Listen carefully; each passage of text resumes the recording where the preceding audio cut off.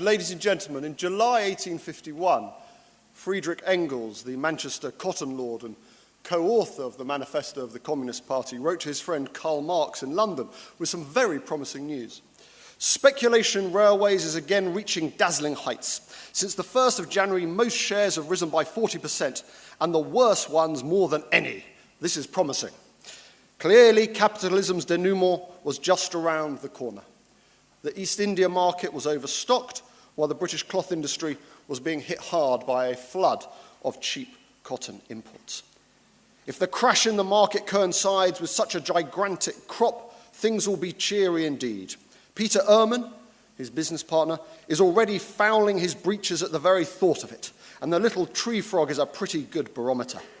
Bankruptcies were picking up in London and Liverpool, overproduction was glutting the market, and Engels was adamant that the end of capitalism was nigh. Instead, it wasn't to be.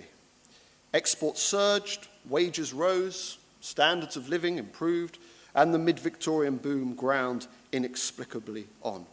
In 1857, Engels' optimism returned as the markets faltered. "The American crash is superb," he wrote, "and not yet over by a long chalk. Now we have a chance." The conditions for revolution were once again ripe.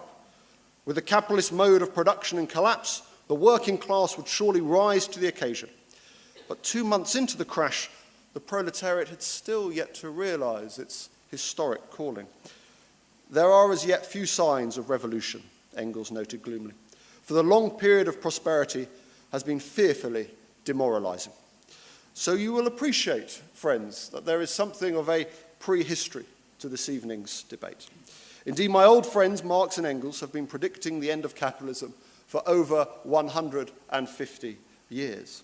And now our opponents are suggesting that the immediate failure of such predictions invalidates our claim that Karl Marx is right. And we would suggest quite the contrary. To argue this in the wake of cash machines crashing in Cyprus, over £60 billion spent on bailing out British banks, and the repercussions of the global financial crash still making their way through eviscerated social fabric of so many Western societies, well, I put it to you, it is positively perverse. As Terry Eagleton has written, in the light of the continuing global financial crisis, to claim that Marxism was finished was rather like claiming that firefighting was out of date because arsonists were growing more crafty and resourceful than ever. I would like to suggest to you that Marx has rarely seemed more relevant.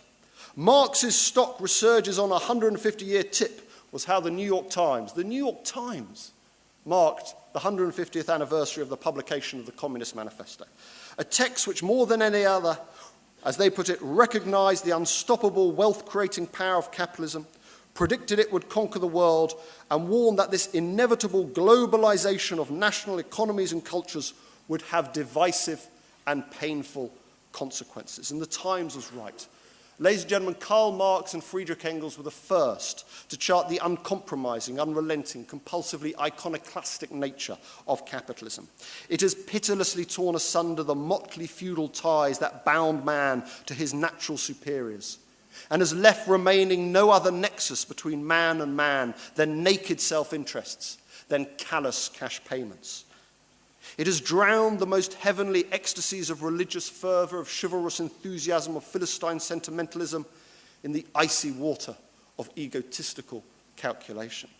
And it was Marx who revealed how capitalism would crush languages, cultures, traditions, even nations in its wake. In one word, it creates a world after its own image, he wrote, long before globalization became a byword for Americanization. And Marx was also clear about the social consequences, the growing divisions between the lifestyles of the rich and the poor under unregulated capitalism, what Benjamin Disraeli and Ed Miliband would call the two nations. And in Britain, we have seen this problem with the emergence of the so-called squeeze middle. And the diagnosis is right. Our current models of capitalism are not working.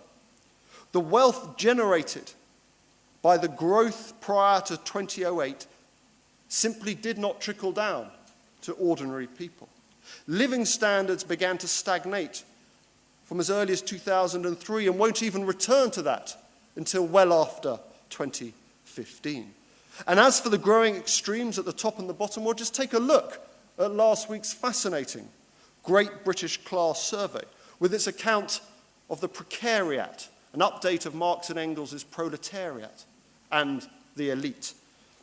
As Professor Mike Savage of the London School of Economics puts it, it is striking that we have been able to discern a distinctive elite whose sheer economic advantage sets it apart from the other classes. At the opposite extreme, we have discerned the existence of a sizable group which is marked by the lack of any significant amount of economic, cultural, or social capital. These are the two nations. The recognition of the existence of this group, along with the elite, is a powerful reminder that our conventional approaches to class have hindered our recognition of these two extremes, which occupy a distinctive place in British society. Who can tell us now that Karl Marx was wrong? So let us get to the crux of the matter. The 2008 crash and its lingering aftermath revealed the failure of the theology of the uncontrolled global free market. That is what we're arguing about. That is what capitalism is about. And all Marx and Engels' warning over the dangers of monopoly capitalism and concentrated finance have come to pass. So why then no total collapse of capitalism? Because right around the world, governments have been forced to bail out the so-called free market. We have bailed out the banks, we have subsidized industries, we've sorted out the insurance sector, we've underpinned financial services, we've kept the whole system afloat. From car scrappage schemes to AIG to nationalizing Fannie and Freddie Mae, it is the forces of collectivism which have saved capitalism. The level of public support, the extent of state involvement, how we all in this room bear the heavy burden of HBOS, Lloyds, RBS, and Northern Rock, how we as taxpayers underwrite every major transaction now across the City of London, how moral hazard has effectively been liquidated in the contemporary economy. The very continuance of capitalism under current conditions is proof that Karl Marx was right. Capitalism has once again crumbled under the weight of its own internal contradictions. And it is the state in America, in Cyprus, in China, in India, in the UK, which has once again saved it. The facade of normality is vindication of the crisis, and why you can have no hesitation in supporting this motion tonight. Although I do fear that Marx and Engels, rather than being delighted with the current turn of events, are themselves probably feeling fearfully demoralized. Thank you.